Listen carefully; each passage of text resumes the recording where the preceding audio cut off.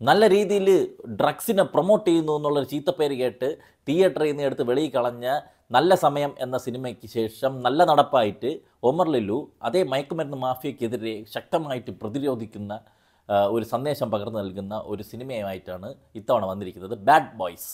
അപ്പോൾ ഇത് ഒരു സ്പൂഫ് പടമാണ് കേട്ടോ. സ്പൂഫ് ആണ് മെയിനായിട്ട്, അല്ലാതെ നമ്മൾ സീരിയസ് ആയിട്ട് ലോജിക്കലി ഒന്നും ചിന്തിക്കേണ്ട കാര്യമൊന്നുമില്ല. സ്പൂഫ് കുറച്ചിടങ്ങളിൽ വർക്കായിട്ടുണ്ട്, കുറച്ചിടങ്ങളിൽ ചിരി വന്നിട്ടുണ്ട്. പക്ഷേ ബഹുഭൂരിപക്ഷ സമയത്തും കോമഡികളെന്ന് പറയുമ്പോഴും ഇപ്പോൾ പടം തുടക്കത്തിൽ ഫസ്റ്റ് ഡയലോഗ് ഇതാണ്: സീറ്റ് ബെൽറ്റ് ഇട്.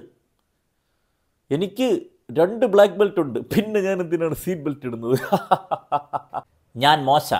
ഞാൻ മോശമൊന്നുമല്ല അത്രയ്ക്ക്. അയ്യോ എൻ്റെ പേരാ പറഞ്ഞത് മോശ. ഇങ്ങനത്തെ കോമഡികളാണ് ബഹുഭൂരിപക്ഷ സമയത്തും.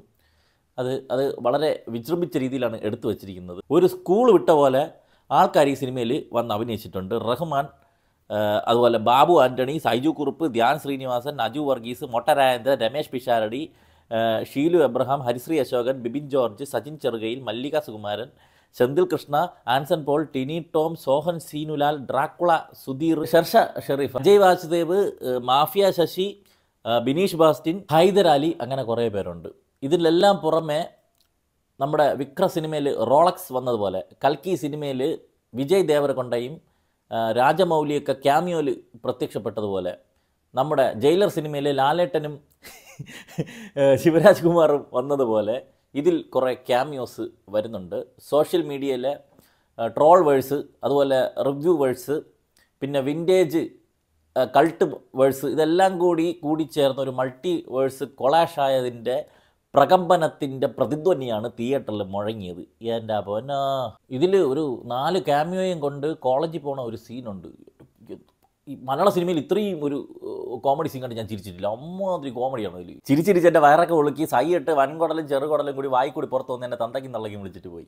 എൻ്റെ പൊന്നോ, എന്തൊരു പെർഫോമൻസ് എന്നറിയാമോ. ഈ പെർഫോമൻസിൽ എനിക്ക് ഏറ്റവും ഇതിൽ ഇഷ്ടപ്പെട്ടത് രമേശ് പിഷാരടിയും പിന്നെ ടിനി ടോമിൻ്റെ ഗ്ലാസ് വരെ കോമഡി ചെയ്യും. അമ്മാതിരി കിടു സാധനമാണ് അതിൽ ഈ പടത്തിൽ ചെയ്തു വെച്ചിരിക്കുന്നത്. പിന്നെ റഹ്മാൻ മെയിൻ ക്യാരക്ടറാണ്. ചോട്ടാ മുംബൈ ലൈറ്റ് പിടിച്ചിരിക്കുകയാണ്. ലുക്ക്, ഹെയർ സ്റ്റൈൽ ഉൾപ്പെടെ ലാലേട്ടൻ്റെ ഇത് തന്നെയാണ്. ലുക്ക് പക്ഷേ നല്ല രസമായിരുന്നു. നല്ല കോസ്റ്റ്യൂമാണ് പുള്ളി കൊടുത്തിരിക്കുന്നത്. നല്ല സ്റ്റൈലിഷായിട്ട് വന്നിട്ടുണ്ട്.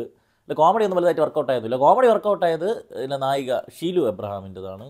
ഭയങ്കര വെറൈറ്റി ആയിട്ട് ഒരു കോമഡി റോളാണ് ചെയ്തിരിക്കുന്നത്. അപ്പോൾ അതുപോലത്തെ മസിൽ പിടുത്തൊന്നുമില്ല. റിലാക്സ് ആയിട്ട് പുള്ളിക്കാരി അഭിനയിച്ചിട്ടുണ്ട്. തുടക്കത്തിലൊരു സീനിൽ ഈ ഒരു സ്റ്റെയറിൽ പോയിട്ട് തിരിച്ചിറങ്ങി വന്നിട്ട് ആരെടുത്താണ് അങ്ങനെ എന്തോ ചോദ്യം കേട്ടു. എനിക്കപ്പോഴാണ് മണിച്ചിത്രത്താഴിലെ ഗംഗയൊക്കെ ഒന്ന് ഓർമ്മ വന്നു. പിന്നെ വേറെ ഞാൻ ഏറ്റവും കൂടുതൽ ചിരിച്ചത്, ഒരു ഫൈറ്റ് നടക്കുമ്പോൾ ആദ്യം കവാലക്കുറ്റിയിൽ എന്തൊരു അടി കിട്ടി ഈ നായിക വന്ന് വീണിട്ട് ബാക്കി പൊരിഞ്ഞ അടി നടക്കുമ്പോഴേക്കും നായിക അവിടെ തന്നെ കിടക്കണം, എണീക്കാൻ പറ്റില്ല. അങ്ങനെ കിടന്ന് കുറേ നേരം ഇതൊക്കെ കണ്ട് ലൈവായിട്ട് കണ്ട് അത് കഴിഞ്ഞിട്ട് ആരോ ഒരാൾ പറയും, കൊച്ചിനെ വിളിച്ചുണ്ടാകത്ത് പറയുമ്പോൾ ഓക്കെ സാർ എന്ന് പറഞ്ഞിട്ട് പോകണുണ്ട്. അതുകൊണ്ട് ഞാൻ ഒരുപാട് ചിരിച്ച്. പിന്നെ ദിലീപേട്ടൻ്റെ പഴയ ഐ ലവ് യു എന്ന് പറയുമ്പം അയല വറുത്തതെന്ന് ചോദിക്കുന്ന രീതിയിലുള്ള കുറേ സാധനം, അങ്ങനത്തെ കുറേ കൗണ്ടറുകൾ, ഇങ്ങനെ കുറേ സംഭവങ്ങളുണ്ട് ഇതിനകത്ത്. ഇത് മറ്റേ ഹാപ്പി വെഡ്ഡിങ് ഒഴിച്ച് ഒമർ ലുലുവിൻ്റെ ബാക്കി അപരാധങ്ങളെ അപേക്ഷിച്ച് കുറച്ച് ബെറ്ററായിട്ട് എനിക്ക് തോന്നി എന്നേ ഉള്ളൂ. ഈ പടം ഈ പറഞ്ഞ പോലെ ഡബിൾ മീനിങ് ഒന്നുമില്ല കേട്ടോ. ഡബിൾ മീനിങ് കോമഡി അങ്ങനെയൊന്നുമില്ല. പാട്ടുകൾ കാണാൻ നല്ല രസമുണ്ടായിരുന്നു. നല്ല അടിപൊളിയായിട്ട് എടുത്തിട്ടുണ്ട്. ഫൈറ്റ് സീൻസൊക്കെ 1-2 കൊള്ളായിരുന്നു. ഈ കട്ടച്ചളി വാരിപ്പൊത്തി അതിൽ കുണ്ടി കുത്തി മെഴുകി അതിനെ കൊണ്ട് ചവരിത്തേച്ച് ഒട്ടിച്ച് വെച്ചിട്ട് അത് കാണുമ്പോൾ ചിരി വരുന്ന ആൾക്കാരുണ്ടെങ്കിൽ തീർച്ചയായിട്ടും തിയേറ്ററിൽ നിങ്ങൾക്കൊരു ഗ്രാൻഡ് ട്രീറ്റ് ആയിരിക്കും ഈ പടം. എന്തരാ വരട്ടെ.